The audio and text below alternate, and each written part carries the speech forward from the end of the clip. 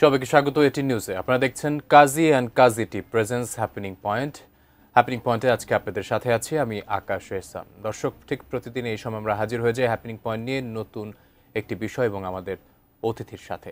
আমাদের আজকের অতিথি ডক্টর মোহাম্মদ মনসুর উল মুলক, fans college, Ontario, Canada. Sir, আপনাকে স্বাগত জানাচ্ছি। ধন্যবাদ আকাশ, আমি এখানে স্টুডিওতে আসতে পেরে আপনাকে ধন্যবাদ। দর্শক, আমাদের আজকের বিষয় ফল বিপর্যয়, উচ্চশিক্ষা দেশ না বিদেশ। খুবই সেন্সিটিভ একটি বিষয় এবং তরুণদের জন্য খুবই কনসার্নের একটি বিষয়। আসলে তারা উচ্চশিক্ষার পর কোথায় যাবে, এবং একটি আমাদের চিন্তাধারা হয়েই গিয়েছে যে আসলে উচ্চশিক্ষার পরে দেশে কিছু হবে না, আমার বিদেশে গিয়ে আমাদের জীবনকে সুন্দরভাবে আমরা গুছিয়ে উঠতে পারবো। আসলে এই বিষয়টা আসলে কতটা যৌক্তিক, এবং আমরা দেশে আমাদের সম্ভাবনা কতটুকু, এবং উচ্চশিক্ষার ক্ষেত্রে আমাদের কিভাবে নিজেদের প্রস্তুত করতে হবে, এবং সেখানের জীবনযাত্রা সার্বিক বিষয়ের মাঝে আলোচনা করব আমাদের আগত অতিথির কাছে। আমি চলে যাচ্ছি আমাদের অতিথির কাছে। স্যার, আপনার কাছে আসছি। প্রথমে যে বিষয়টি জানতে চাচ্ছি আমাদের বর্তমান শিক্ষা ব্যবস্থা, এবং আমি যদি একটু নির্দিষ্ট করে বলতে চাই, আমাদের বর্তমানে যে এইচএসসি পরীক্ষার পর যেটি বিপুল পরিমাণের ফল বিপর্যয়, সেই বিপর্যয়ের পর আপনি আসলে এই ব্যবস্থার যে সংকটটিকেই কি লক্ষ্য করবেন, নাকি কিভাবে দেখছেন সার্বিক অবস্থাটাকে? ধন্যবাদ আকাশ। অত্যন্ত মর্মাহত আজকের এই এইচএসসি রেজাল্টটা দেখে যে 58% স্টুডেন্ট তারা পাস করেছে এবং 42% স্টুডেন্ট তারা রুল আউট হয়ে গিয়েছে মার্কেট থেকে। এবং এটার যৌক্তিক বিশ্লেষণ যদি আমরা করি নর্থ আমেরিকান এডুকেশন সিস্টেমের সাথে তুলনা করি, যেখানে 9, 10, 11, 12 এখানে 32টা কোর্স করলেই তারা ডিপ্লোমা পায়।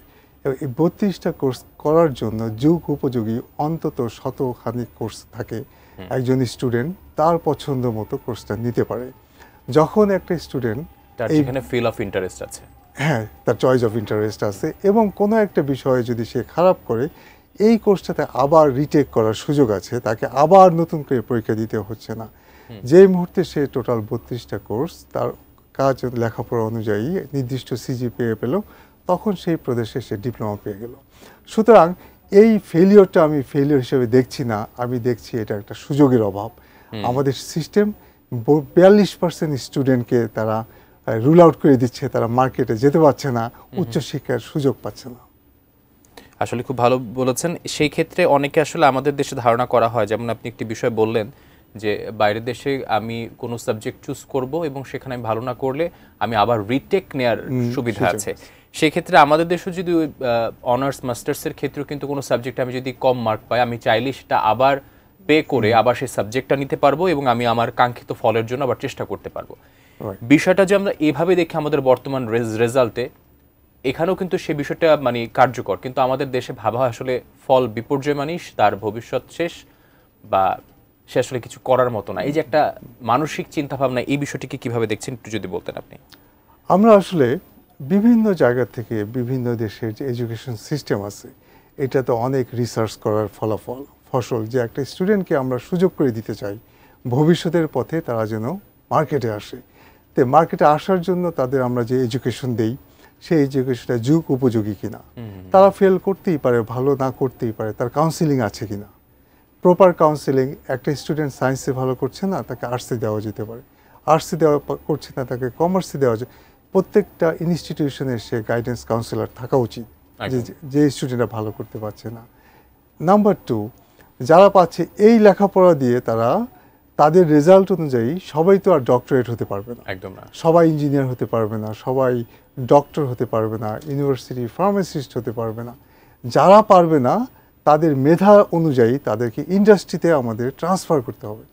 ট্রান্সফারেবল স্কিল করার জন্য প্রথম যে কাজটা দরকার, যে ইন্ডাস্ট্রিতে তার যে চয়েস অফ ইন্টারেস্ট সেইখানে সাথে লিঙ্ক আপ থাকতে হবে, যে তারা তার এই ডিপ্লোমাতে সে 10টা কোর্স করবে, করার পরে সে ইন্ডাস্ট্রিতে যে ওই কোর্সে প্র্যাকটিক্যাল ইমপ্লিমেন্টেশন করবে, যাতে সে ready in the job market থাকে।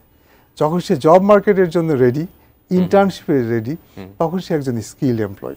সে আর ফ্রেশম্যান 10,000 15,000 টাকা জবের জন্য তাকে যুদ্ধে যেতে হবে না। আপনার এই কথাটা দিয়ে আরেকটি কথা আমি যদি যুক্ত করতে চাই। আসলে আমরা প্রায় 12 বছর ইংরেজি বিষয়ের উপরে 100 মার্কের প্রায় 1200 মার্কের পরীক্ষা, মানে 200 মার্কের পরীক্ষা দিয়ে থাকি প্রতি সাময়িকে, এবং তারপর দেখা যায় ইউনিভার্সিটি গিয়ে ইংলিশে যখন কথা বলতে হয় বা কথায় লিখতে হয়, ইংলিশে কোনো উত্তর দিতে হয়, তখন একটা টালমাটাল অবস্থা। এবং আমাদের এসএসসি এইচএসসিতে একটি সাবজেক্ট আছে কম্পিউটার সায়েন্স বা কম্পিউটার নিয়ে বেসিক যে ধারণা, সেখানে এখনো মুখস্থবিদ্যার উপরে ফোকাস করা হয়। আসলে বেসিক কিছু বিষয়ের উপরে ফোকাস করলেও আসলে সেভাবে ছেলে মেয়েরা শিখতে পারছে না। এটা সার্বিকভাবেই তো আমাদের শিক্ষা ব্যবস্থার একটি দুর্বল দিক। এখানের পরিবর্তন প্রয়োজন কিনা? পরিবর্তন অবশ্যই প্রয়োজন, তার সাথে যে প্রত্যেকটা ইনস্টিটিউশনে সেই মোটিভেশন প্রয়োজন যে আমরা যে কম্পিউটার স্কিল পিপল তৈরি করব, তারা কতটুকু স্কিল হয়েছে, তারা কি নাম্বার নিয়ে স্কিলড হবে নাকি তারা টেকনিক্যালি সাউন্ড হবে, এইটাকে, এবং যাদের কাছ থেকে শিখছে তারা কতটা স্কিলড। এবং এই দুইটা জায়গায় যদি আমরা এনাফ আমাদের এমফাসিস করি, দেখি যে একটা ছেলে টাইপ করতে পারছে কিনা, রিসার্চ করতে পারছে কিনা, তার স্পিকিং অ্যাবিলিটি সে বাড়াতে পারছে কিনা, তা সেটাকে আমরা জাজমেন্ট করতে পারি। বাই অ্যানালাইজিং বিভিন্ন ধরনের আমরা যে সোয়াট অ্যানালাইসিস করি, যে কোনো একটা স্টুডেন্টকে দিয়ে করতে পারি, তার অপরচুনিটি কী, তার স্ট্রেংথ কী, তার উইকনেস কোথায়, তার থ্রেট কী, যে কোনো স্টুডেন্টকেই একটা গাইডেন্স কাউন্সিলের ভিতর দিয়ে আমরা তাকে একজন রিয়েল স্টুডেন্ট, রিয়েল মার্কেটের জন্য তৈরি করতে পারি, যে হবে একজন দেশের শক্তি, স্কিলড, এবং পৃথিবীর যে আজকে শ্রমবাজার, সেখানে সে একজন দক্ষ শ্রমিক হিসেবে সারা পৃথিবীতে এক্সপ্লোর করতে পারবে। এর বিনিময়ে কি হবে, সে যেমন আত্মিক উন্নতি করতে পারবে নিজের জন্য, একদম তার প্যারেন্টসের উন্নতি করতে পারবে, তার দেশের উন্নতি করতে পারবে। একজন শিক্ষিত ছেলে একটা যে দেশে যাক, সেই দেশে হায়েস্ট নাম্বার ট্যাক্স পে করে এবং তার ইনকামটাও সেটা হয়। আর যদি আপনি নর্মাল একটা লেবার পাঠান, সে তো নিজেই ইনকাম করতে পারে না, সে ওই দেশে ট্যাক্স দিবে কি, তার নিজের দেশে কি উন্নতি করবে। সো আমরা মনে করি যে আমাদের এনাফ সুযোগ, আজকে সারা পৃথিবী হচ্ছে গ্লোবাল ভিলেজ, তাই না? আজকে আপনি পড়েন বাংলাদেশ, আপনি জব করেন জাপানে, ইউকেতে, ইউএসএতে, এখন কম্পিউটার সায়েন্সে হাজার হাজার গ্রাজুয়েট তারা অনলাইনে জব করে, দে আর নট ডিপেন্ডেন্ট। তারা, আমরা আসলে সার্টিফিকেটের চেয়ে স্কিলটির উপরে ফোকাস করা খুব ইম্পর্টেন্ট, এবং সেটা বহির্বিশ্ব তার চাহিদা আছে। আমরা ফিরছি একটি বিরতির পর। দর্শক, সময় হলো Kazi and Kazi tea presents happening point, একটি বিরতির সাথে থাকুন।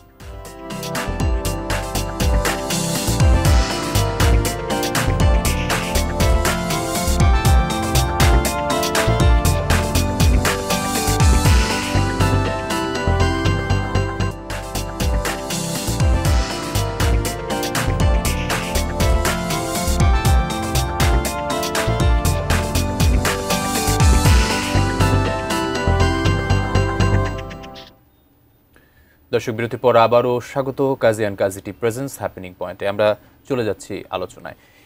স্যার, আপনার কাছে একটি বিষয় জানতে চাচ্ছি। আমরা যদি একটা দেখি কিউএস র্যাঙ্কিং 2025, আসলে বাংলাদেশের মাত্র 3টি বিশ্ববিদ্যালয় তালিকার রিপোর্টে আছে। তো সেই ক্ষেত্রে আমাদের দেশের যেই 150-র অধিক বিশ্ববিদ্যালয় আছে, কিন্তু কোনো র্যাঙ্কিংয়ে নেই বা সেভাবে কোনো আলোচনায় নেই। আসলে এটা কি সম্পূর্ণভাবে, মূল কারণটা কোথায় দেখছেন আপনি? কারণটা কি আসলে? আসলে র্যাঙ্কিং সিস্টেমটা একটু ডিফারেন্ট ওয়ার্ল্ড ওয়াইড। কোনো কোনো ইউনিভার্সিটিতে বিভিন্ন স্পেসিফিক ডিপার্টমেন্ট র্যাঙ্কিংয়ে আসে। তো বাংলাদেশে আমি যেটা দেখেছি, অনেক university, north south, BRAC, AIUB, এদের র্যাঙ্কিং আসে তাদের রিসার্চ কীরকম, এই রিসার্চগুলো, পাবলিকেশনগুলো, এইচএস ফ্যাক্টর কি, তার উপরে, এই ফ্যাক্টর উপরে কাজ করে মানুষকে কীরকম ধরনের পাবলিকেশন হয়েছে। তো টোটাল সামগ্রিকভাবে যে ইউনিভার্সিটির রিসার্চ, গুগল তার 2%-এর ভিতর তার এত বেশি র্যাঙ্কড।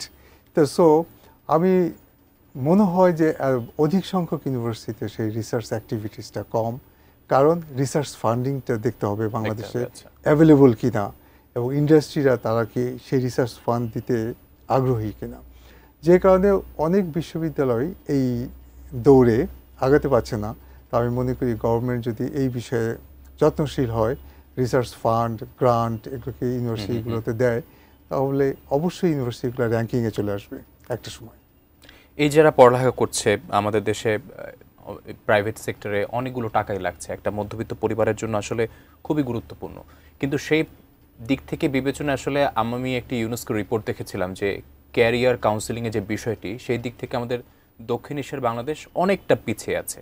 যে আমি পড়ালেখা করলাম অনেকগুলো টাকা খরচ করে, কিন্তু আমি জানি না আমি কোন সেক্টর যাব, কিভাবে নিজের ক্যারিয়ারটা সুন্দর করব, বা কোন সেক্টরে কাজ করলে আমার জন্য ভালো হবে? অনেকে ওই যে ডাক্তার, ইঞ্জিনিয়ার একটি নির্দিষ্ট টপিকের উপরে ঘুরপাক খাচ্ছে। আসলে এই বিষয়টি কিভাবে দেখছেন? ধন্যবাদ আকাশ। সারা দুনিয়াতেই শিক্ষা সবার জন্য উন্মুক্ত না। যাদের এডুকেশন এবং তাদের স্কিল বা মেরিট এই বেস্ট এডুকেশন হয়, ক্যারিয়ার কাউন্সেলর তার উপরে বিশাল ভূমিকা পালন করে। হাই স্কুল লেভেলে নর্থ আমেরিকাতে অনেক ইনস্টিটিউশন স্কুলগুলো আছে যেখানে আপনাকে কার্পেন্ট্রি পড়াচ্ছে, তাদের প্লাম্বার পড়াচ্ছে, তাদের হিটিং এইচভ্যাক পড়াচ্ছে, কারণ এটা হিউজ মার্কেট একটা ডিমান্ড আছে। একজন ডাক্তার নেক্সট 10 ইয়ার্স লেখাপড়া করার পরে যে ইনকাম করবে, অথবা একজন প্লাম্বার গ্রেড 12 পাস করে সেই টাকা ইনকাম করতে পারে বিকজ অফ দি স্কিল। আমরা যে স্কিলটা ট্রান্সফারেবল, আপনার লক্ষ লক্ষ বাড়িঘর, তাদের আপনার প্লাম্বিং সিস্টেম দরকার, হিটিং দরকার, এয়ার কন্ডিশনিং দরকার, তার ডিমান্ড আনপ্যারালাল। একদম। তো যারা এই প্রফেশনে যাচ্ছে তারা লাইফকে তাদের ক্যাপাসিটি অনুযায়ী ইমপ্লিমেন্ট করতে পারছে। আমরা সবাই ডাক্তার হতে যাচ্ছি, সবাই ইঞ্জিনিয়ার হতে যাচ্ছি, সবাই ডক্টরেট হতে যাচ্ছি, বাট আমাদের যতই উপরে উঠছি সেই পিরামিডের জায়গা হায়ারার্কিটা আরও চিকন ন্যারো হয়ে যাচ্ছে, যে কারণে সবাই এখানে যেতে পারছে না। এডুকেশন আপনি যত ইউনিভার্সিটি লেভেলে যাবেন তত আপনার এডুকেশন এক্সপেন্সিভ হবে। আমাদের দেশের মতো এতটা সাবসিডাইজড এডুকেশন সারা দুনিয়ার কোথাও নেই। তো সুতরাং আমরা লাকি যে তৃতীয় বিশ্বের দেশ হয়েও আমরা সেই ফ্যাসিলিটি পাচ্ছি। বাট যারা এডুকেশনে ততটা এগিয়ে না, তাদের রেজাল্ট অতটা ইউনিভার্সিটি লেভেলে যায় নাই, মেডিকেলে যায়নি, তাদের সাথে তো ইন্ডাস্ট্রি লেভেল আছে। ইন্ডাস্ট্রি কি চায়, যুগোপযোগী সেই এডুকেশন যদি আমরা কলেজ থেকে দিয়ে দিতে পারি, ডিপ্লোমা বা পলিটেকনিক থেকে দিতে পারি, তারা ইন্ডাস্ট্রি বেসড যে পড়া ইন্ডাস্ট্রিতে অ্যাপ্লিকেশন হবে সেটা তারা পড়াবে এবং তাদের 1 ইয়ার ইন্টার্নশিপ দেবে। যখন ইন্ডাস্ট্রি করবে কি, সার্টিফিকেশন হওয়ার পরেই তার direct exportable employee, not only in the countries, round the globe তার ডিমান্ডেবল। কারণ আইটি সেক্টর এখন booming, cyber security, internet security, network security, artificial intelligence, এগুলো আপনার এখন নাম্বার 1। তারপরে আপনি যদি ডাটাবেস ম্যানেজমেন্ট সিস্টেমের উপর যান, সারা দুনিয়া এখন ডাটা হাউজিং, ওয়্যার হাউজিং করছে। কেন? আপনার বাসায় পানি পড়ছে, আপনার ট্যাপ যদি সিকিউর না হয় পানি পড়ে যাবে।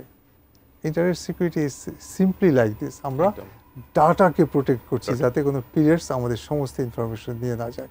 আমরা এই লেভেলের স্টুডেন্ট ক্রিয়েট করব, তাদের অ্যাপটিটিউড বাড়াবো, তাদের গাইডলাইন দিব, তাদের গাইডেন্স কাউন্সিলর দিব, যারা তাদের বিশ্বমানের শিক্ষায় তারা শিক্ষিত হয় এবং সারা দুনিয়ায় স্কিল ওয়ার্কফোর্স হিসেবে তারা এক্সপ্লোর করতে পারে। স্কিলটার এই বিষয় থেকে আমি যদি আরেকটু যুক্ত করতে চাই যে ফলাফল ভালো না হলেও, যেমন অনেককে 2.5 সিজিপিএ নিয়ে আসলে পাথওয়ে প্রোগ্রামের মাধ্যমে বিদেশ উচ্চশিক্ষায় যুক্ত হতে চায়, এই প্রোগ্রামটির ব্যাপারে আপনি কিভাবে বলবেন? আমি অত্যন্ত আশাবাদী। নর্থ আমেরিকাতে এডুকেশন সিস্টেমটা মূলত নাম্বার 1 গেটওয়ে পয়েন্ট হচ্ছে IELTS অথবা টোফেল। আমাদের যারা এডুকেশন করবে, তারা দেশে বেড়ে যেতে চাবে, তাদের আমরা প্রথম থেকেই এই ব্যাপারটাকে ট্রেন করব যে শুধুমাত্র ইংলিশ পাস করার জন্য ইংলিশ হলে চলবে না। আমরা প্রয়োজনে IELTS অথবা টোফেলের অথবা PTE এগুলোকে আমরা পাঠ্যপুস্তকে নিয়ে আসবো, because it is necessary for them to go out. এছাড়া তারা দেশের বাইরে যেতে পারছে না। 1 নম্বর। 2 নম্বর, আমরা তাদের কারিকুলাম প্রিসেট করে দেবো যে তুমি ডাটাবেস ম্যানেজমেন্ট সিস্টেমের উপরে তুমি হায়ার ডিপ্লোমা করবা, উইল ট্রেন ইউ। আমরা তোমাকে কিছু কোর্স করাই যাব যাতে তোমরা ওখানে যেই ভালো করতে পারো। ইউ গেট স্কলারশিপ, তুমি ইন্ডাস্ট্রি লেভেলে তুমি যা ইন্টার্ন করতে পারো। এখান থেকেই আমরা কারিকুলাম সেট করে দিয়ে তাদের প্রপার গাইডলাইন করে দেবো। আজকে যারা এখানে এইভাবে নিজেদের তৈরি করবে, তারা আইএলসে গ্রেড 12 থাকতে আইএলস করে ফেলবে কারিকুলামের ভেতরে। তাদের যে কোর্স পড়তে যাবে সেগুলো 2-4টা কোর্স এখান থেকে করে দেশের বাইরে যাবে। তাদের অ্যাকসেপ্টেবিলিটি সারা দুনিয়া জুড়ে, এবং তারা বিশ্বমানের এমপ্লয়ি হবে এবং তারা কম্পিটিটিভ। সংক্ষেপে শেষ একটি প্রশ্ন আমি উত্তর জানতে চাচ্ছি। লিঙ্কডইনের 2025-এর জব রিপোর্ট আমরা দেখতে পাই আসলে নিয়োগকর্তা সার্টিফিকেটের চেয়ে স্কিলের উপরে ফোকাস করছে এবং আপনার কথা দিয়েও সেই বিষয়টি আসছে। কি বলবেন এই বিষয়টি? ধন্যবাদ। অবশ্যই তাই। আপনার মিনিমাম অ্যাকসেপ্টেবিলিটি হলো আপনার সার্টিফিকেশনস। আপনার 4.0 বা 3.9 is not your scale, is your qualification. But আপনি স্কিল যদি 3.9 বা 4.0 লেভেল না হয়, আপনি এ দিয়ে আপনি বিশ্বমানের এমপ্লয়ি হতে পারবেন না। So you must emphasis on your educations. আমরা যেটা পড়বো সেটা প্র্যাকটিক্যালি সেলেবল কিনা সেটা আমাদের দেখতে হবে। যে এই ডিগ্রি দেশের বাইরে যাব, বাবা মার টাকা খরচ করে যাব, এটা অর্ধি হইতে হবে, যাতে তারা আগামী দিন যখন এই কোর্সটা শেষ হবে তারা জব করবে এবং তারা বিশ্বমানের এমপ্লয়ি হয়ে সারা দুনিয়াতে ছড়াইয়ে পড়বে, নিজের জন্য উন্নতি করবে, তার বাবা মার জন্য উন্নতি হবে, আর এবং সার্টিফিকেটের পাশাপাশি বিভিন্ন স্কিলে নিজেকে আত্মনিয়োগ করবে, এনরিচ করবে তাকে বিভিন্ন স্কিলে যখন প্রয়োজন। ধন্যবাদ, অসংখ্য ধন্যবাদ, অনেক গুরুত্বপূর্ণ তথ্য আপনার কাছে পেলাম। আবারও ধন্যবাদ জানাচ্ছি আপনাকে। ধন্যবাদ আপনাকেও। দর্শক, এই ছিল কাজিয়ান কাজিটি প্রেজেন্স হ্যাপেনিং পয়েন্টে আজকের মতো। এতক্ষণ সাথে থাকার জন্য ধন্যবাদ সবাই। ধন্যবাদ আপনাকেও এবং ধন্যবাদ